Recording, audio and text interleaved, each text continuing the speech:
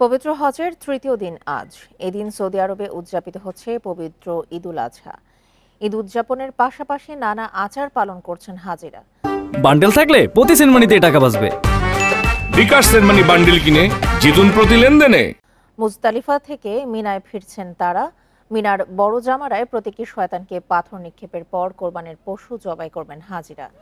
কোরবানির পরপরই মাথা মুন্ডন করে ত্যাগ করবেন হজের ইহরাম। শনিবার সাই, তাওয়াফ ও দমে শকর আদায়ের মাধ্যমে শেষ হবে হজের 5 দিন ব্যাপী কার্যক্রম। এবার বিভিন্ন দেশ থেকে পবিত্র হজে অংশ নিয়েছেন 14,70,000-এর বেশি মুসল্লি। তাদের হজ পালন নির্বিঘ্ন করতে কড়া নিরাপত্তা সহ নানা পদক্ষেপ নিয়েছে সৌদি আরব সরকার।